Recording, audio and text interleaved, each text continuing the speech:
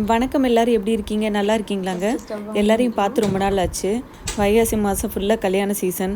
ஒரே கல்யாண வீடு மண்டபம் சுற்றி சுற்றி சாப்பிட்டு ஐஸ்கிரீமாக சாப்பிட்டு எல்லாருக்கும் த்ரோட் ஒரு மாதிரி ஆயிருக்கும். எனக்கும் அப்படி தான் ஆயிடுச்சு. நல்லா நைட்டு போய் ஐஸ்கிரீமாக சாப்பிட்டு த்ரோட் ஒரு மாதிரி ஆனோட தான் கொஞ்சம் வீடியோ போட முடியல. இன்றைக்கி நான் சுண்டை வத்தல் குழம்பு வைக்க போகிறேங்க. அதுக்கு எப்போவுமே நான் சொல்லியிருக்கேன், சுண்டை காய் குழம்பு போட்டிருக்கேன். அதுலேயும் மண் பாத்திரம் தான் யூஸ் பண்ணியிருப்பேன். இதுக்கும் மண் பாத்திரம் தான் எடுத்திருக்கேன். இது கீரை கடையிற மண் பாத்திரம். அளவு கம்மியாக வேணுன்றதுனால இந்த சின்ன மண் சட்டி எடுத்திருக்கேன். ஸ்ட்ரெயிட்டாக கேஸ் ஸ்டவ்வில் வைக்கக்கூடாது. கொஞ்சம் துணி வச்சு எண்ணெய் தடவிட்டு அதுக்கப்புறம் சூடானதுக்கப்புறம் நல்லெண்ணெய் சேர்க்கணுங்க. டேரெக்டாக வச்சிங்கன்னா வெடிப்பு விழும் மண் பாத்திரத்தில். சுண்டை வத்தல் பார்த்திங்கன்னா கடையிலேருந்து வாங்கினது தான் இது. தண்ணியில் ஊற வச்சு நல்லா ஒரு 3 அலசி எடுத்து டைட்டாக பிழிஞ்சு எடுத்து வச்சுருக்கேன். ஏன்னா அதில் உப்பும் நான் இப்போ டேஸ்ட் பண்ணி பார்த்துல உப்பும் அதிகமாக இருந்துச்சு, ப்ளஸ் மண்ணும் கொஞ்சம் தெரிஞ்சது. அதனால் 3 வாஷ் பண்ணி எடுத்து டைட்டாக பிழிஞ்சு எடுத்து வச்சுருக்கேன். ஃபஸ்ட்டு நல்லெண்ணெயில் போட்டு சுண்டை வத்தலை நல்லா வறுத்து எடுத்து வெளியில் வச்சுருவோங்க. அதுக்கப்புறம் நம்ம எப்போவும் புளிக்குழம்புக்கு எப்படி தாளிப்போமோ அந்த மாதிரி தாளிச்சிட வேண்டியதான். நல்லா கிறிஸ்பியாக வர்ற வரைக்கும் நல்லா வறுத்து எடுத்துடுறேங்க. அப்படியே சைட் பை சைடு இதுக்கு சைடிஷாக முருங்கைக்கீரை செய்ய போகிறேன். அது வதக்கிறதுக்காக தான் வெங்காயம் போட்டு அந்த பக்கம் வதக்கிட்டு இருக்கேன். முருங்கைக்கீரையும் அலசி எடுத்து வச்சாச்சுங்க. செம்ம காம்பினேஷனாக இருக்கும் வத்த குழம்புக்கும் முருங்கைக்கீரைக்கும். இல்லைனா பீட்ரூட் கூட எடுத்துக்கலாம். என்கிட்ட முருங்கைக்கீரை நிறைய இருக்கிறதுனால நான் இன்றைக்கி முருங்கைக்கீரை சேர்த்துக்க போகிறேன். முருங்கைக்கீரை எப்போ க்ளீன் பண்ணிங்கனாலும் பெரிய காம்புகள்லாம் எடுத்துருங்க. பழுப்பு நிற கீரைகள் சேர்க்கக்கூடாதுங்க. அதை செக் பண்ணிவிட்டு முருங்கைக்கீரை வதக்குங்க. முருங்கைக்கீரை ஈஸியாக வதக்குறேன். பருப்பு அந்த மாதிரிலாம் எதுவுமே போடலை. நான் லாஸ்ட்டாக சொல்கிறேன், தாளிப்பு சேர்த்து எடுத்துருவேன். அப்புறம் இட்லி பொடி இருந்தால் பருப்புகளுக்கு பதிலாக அதை லாஸ்ட்டாக ஆட் பண்ணிக்கலாம். தேங்காய் துருவல் போட்டோன்னா முருங்கைக்கீரை ஈஸியாகவே முடிஞ்சிருங்க. காலையில் வேலை கிளம்புறவங்க ஃபாஸ்ட்டாக செய்யணும்னு நினைக்கிறவங்க இந்த மாதிரி பண்ணுங்கள். வெங்காயம் வதக்கிட்டு கீரையை போட்டுருங்க. அதுக்கப்புறம் இந்த கடலைப்பருப்பு உளுந்தெல்லாம் சேர்க்குறதுக்கு பதிலாக இட்லி பொடி இருந்ததுன்னா அதை கொஞ்சம் சேர்த்துட்டு 1 ஸ்பூன் தேங்காய் துருவலை சேர்த்துட்டிங்க அப்படின்னா முருங்கைக்கீரை சூப்பராக இருக்கும் கூட்டு. பாருங்கள், இப்போ சுண்டை வத்தல் நல்லா வதங்கிருச்சு. இது தனியாக ஒரு பவுலில் எடுத்து வச்சுருவேங்க. அவ்வளோதாங்க, பவுலில் எடுத்து வச்சுட்டு அதே எண்ணெயில் அப்படி வெந்தயத்தை போட்டு தாளிக்க ஆரம்பிச்சிடுவேன். நல்லா இப்போ பார்த்தீங்கன்னா மண் சட்டி நல்ல சூடாக இருக்கும். அதனால் டைம் பார்த்துக்கோங்க. வெந்தயம் ரொம்ப கருகிடக்கூடாது. டக்குன்னு சேர்த்துட்டு கிளறிட்டு உடனே வெங்காயத்தை சேர்த்துற வேண்டியதாங்க. சின்ன வெங்காயம் தான் உரிச்சு வச்சுருக்கேன். ஒரு 2 பவுல் நிறைய கையில் உரிச்சு வச்சுருக்கேன். உரிச்சு வாஷ் பண்ணி எடுத்திருக்கேன். இந்த வெங்காயம் நல்லா கிறிஸ்பியாக இருந்தால் இன்னும் டேஸ்ட்டும் வாசனையும் நல்லா இருக்கும்னு சொல்லிட்டு இது கொஞ்சம் வெங்காயம் வதக்குன்னு தான் இருக்குது. இருந்தாலும் சின்ன வெங்காயம் சேர்த்து செய்கிறப்போ இன்னும் நல்லாயிருக்கும். அதுக்கப்புறம் ஒரு 2 தக்காளி கட் பண்ணி வச்சுருக்கேன். நல்ல நாட்டு தக்காளி, நல்ல செவந்த நல்ல பழுத்த தக்காளியாக எடுத்து வச்சுருக்கேன். அதையும் கட் பண்ணி போட்டேன். அப்படி போட்டோன்னா உடனே வதங்கிடும். இல்லைனா மிக்சியில் ஒரு சுற்றி சேர்க்கணுங்க. கொஞ்சம் காய்வெட்டாக இருந்தால்.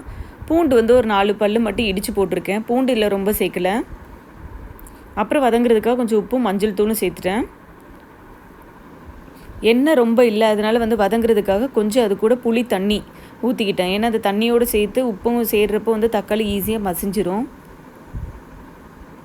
அவ்வளோதாங்க. இது நல்லா தக்காளி வதங்கினதுக்கு அப்புறமா நம்ம இனிமேல் மசாலாலாம் சேர்த்துக்கலாம். கொஞ்ச நேரம் வதங்கிட்டு மூடி போட்டிருக்கேன். நல்லா வதங்கிருச்சுங்க. இப்போ 2 ஸ்பூன் குழம்பு மிளகாய்த்தூள் இருந்தால் சேர்த்துக்கோங்க. இல்லைனா 2 ஸ்பூன் மல்லித்தூள், 1 ஸ்பூன் மிளகாய்த்தூள் போட்டிங்கன்னா குழம்பு மசாலாவுக்கு கரெக்டாக இருக்கும். 1 டம்ளர் தண்ணியும் சேர்த்தாச்சு. இப்போ நல்லா கொதிச்சு வருங்க. அதுக்கப்புறம் நம்ம புளி தண்ணியும் கரைச்சி வச்சு சேர்த்துக்கலாம். பார்த்திங்கன்னா கருப்பு புளியாக எடுத்திருக்கேன்.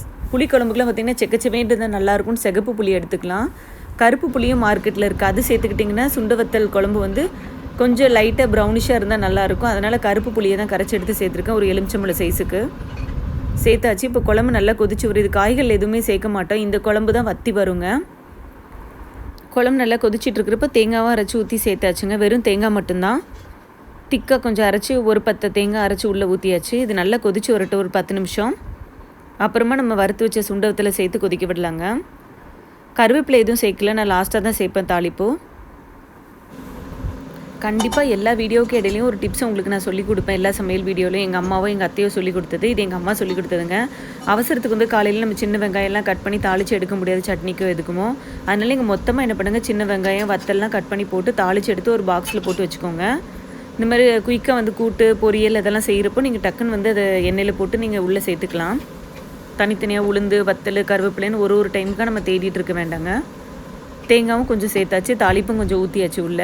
சின்ன வெங்காயம் வத்தல் கொஞ்சம் உளுந்து அந்த போட்டு தாளிப்பு தாங்க, கடுகெல்லாம் போட்டது. அதை முருங்கைக்கீரையில் சேர்த்தாச்சு. தேங்காயும் போட்டாச்சு. இப்போ அதுக்கு மேலே நான் கடலைப்பருப்பு உளுந்தெல்லாம் தனித்தனியாக சேர்க்கலை. இது எல்லாம் சேர்த்து போட்டு அரைச்சி வச்சு ஒரு பொடி வச்சுருக்கேன். கொள்ளுப்பருப்பு கடலைப்பருப்பு அந்த மாதிரி அதையும் 1 ஸ்பூன் சேர்த்தாச்சுங்க. இப்போ வாயிலையும் கடிப்படாது. நல்லா கிறிஸ்பியாக பொடி சேர்க்குறப்போ நல்லா உதிரியாகவும் முருங்கைக்கீரை வரும். அவ்வளோதான், வேலை முடிஞ்சதுங்க. ரொம்ப ஆயிலே ஊற்றாமல் கூட்டு செய்யணும் அப்படின்னிங்கன்னா இட்லி பொடி இல்லைனா இதுக்குன்னு பொடி பருப்பு பொடி தனியாக அரைச்சி வச்சுக்கோங்க. அதை உள்ளே மிக்ஸ் பண்ணுறப்போ வந்து இன்னுமே கூட்டு டேஸ்ட்டு கொடுக்குங்க. ட்ரை பண்ணி பாருங்கள். முருங்கைக்கீரை ரெடி. இப்போ வத்த குழம்பும் நல்லா பச்சை வாசனெல்லாம் போய் நல்லா கொதிச்சு வந்துடுச்சுங்க. இப்போ இதுக்கும் கொஞ்சம் தாளிப்பு கொடுத்துருவோம். நல்லெண்ணெய் ஊற்றி சின்ன வெங்காயம் கொஞ்சம் காஞ்ச மிளகாலாம் போட்டு கருவேப்பிலையெல்லாம் போட்டு தாளித்து உள்ளே ஊற்றிட்டேன். சூடாக குழம்பு கொதிச்சுட்டு இருக்கும்போதே நம்ம ஏற்கனவே வறுத்து வச்சுருந்த சுண்டை வத்தலாம் எடுத்து உள்ளே சேர்த்தாச்சு. இது ஒரு 5 நிமிஷம் கொதிக்கிறப்போ இந்த புளி, இந்த டேஸ்ட்டு, வத்தல், காரம், புளிப்பு எல்லாமே இந்த சுண்டை வத்தலுக்குள்ளேயே இறங்குங்க. நீங்கள் எந்த கடையில் சுண்டை வத்தல் வாங்குறீங்களோ டேஸ்ட்டு பார்த்துக்கோங்க. ரொம்ப உப்பு இருந்தால் குழம்பு லாஸ்ட்டை முடிச்சதுக்கப்புறம் உப்பு சேர்த்துக்கோங்க. கருவாடு மாதிரி தான் சில காயில் வந்து அதிகமாக உப்பு தெரியும். நான் வந்து கரெக்டாக செக் பண்ணிட்டு 3 வாஷ் பண்ணிவிட்டு சேர்த்துருக்கேன். நீங்கள் லாஸ்ட்டாக கூட உப்பு செக் பண்ணிவிட்டு சேர்த்துக்கோங்க. ஏன்னா சுண்டை வத்தல் உள்ள உப்பும் வந்து குழம்புல இறங்குங்க. இப்போ இது நல்லா ஊறி உப்பி வரும். ஒரு 5 நிமிஷம் ஸ்டவ்வில் போட்டு ஆஃப் பண்ணிட்டீங்கன்னா குழம்பு இன்னுமே திக்னஸ் கொடுக்கும். இந்த திக்னஸில் இருக்குது. ஸ்டவ்வை ஆஃப் பண்ணிட்டு ஒரு 5 நிமிஷம் விட்டு பார்த்தீங்க அப்படின்னா திக்னஸ் ஆகிடும். மண் பாத்திரத்தில் செஞ்சாலும் லேட்டரில் நீங்கள் வந்து சில்வர் பாத்திரத்தில் மாற்றி வச்சுக்கோங்க. இல்லை ரொம்ப குழம்பு வந்து வற்றிடும். வேறு எந்த கடாயில் செஞ்சிங்கனாலும் சில்வர் பாத்திரத்துக்கு மாற்றி வச்சுருங்க. பார்த்திங்களா, பிளேட்டில் சர்வ் பண்ணியாச்சு. கொஞ்சம் ரைஸு, சுண்டை வத்தல் குழம்பு, முருங்கைக்கீரை, ஒரு முட்டை. லேடிஸ்க்கு சரியான சாப்பாடுங்க இது. லஞ்சுக்கு இந்த மாதிரி இருந்தால் கரெக்டாக இருக்கும். வாரம் ஒரு முறையாவது சுண்டை வத்தல் சேர்த்துக்கலாம். எப்படி நம்ம கொண்டக்கடலை ஒரு நாள் வச்சுருக்கோமோ டேட்டு, அது மாதிரி சுண்டை வத்தலும் வந்து இந்த டேயில் வந்து வச்சு குழம்பு சுண்டை வத்தலும் மாதம் 2 முறை எடுத்துக்கலாங்க. நல்லது தான். சுண்டை வத்தலாமல் எடுத்துக்கலாம். சுண்டைக்காய் ஃப்ரெஷ்ஷாகவும் இருந்தால் குழம்பு வச்சு சாப்பிடுங்க. பார்த்திங்களா, சாப்பாடுக்கு இடையில் பசி எடுக்கிறப்ப எங்கள் அம்மா செஞ்சு கொடுத்த முந்திரி கொத்து பச்சை பயிறு போட்டு செஞ்சதுங்க. ரொம்ப நல்லது. மற்ற ஸ்நாக்ஸோடு கம்பேர் பண்ணுறப்போ இந்த மாதிரி ஸ்நாக்ஸ் வந்து ரொம்ப டேஸ்ட்டாக இருக்கும். சமையல் பண்ணியிருக்கப்போ பசிக்கிறப்ப நான் இதில் ஒரு உருண்டை எடுத்து சாப்பிட்டுக்குவேன். அம்மா ஞாபகமும் வரும். ஓகே ஃப்ரெண்ட்ஸ், என் சேனல் பிடிச்சிருந்தா புன்னைக்கூல் சேனலை சப்ஸ்கிரைப் பண்ணுங்கள், ஷேர் பண்ணுங்கள், கமெண்ட் பண்ணுங்கள். நன்றி. நெக்ஸ்ட் வீடியோவில் மீட் பண்ணலாம்.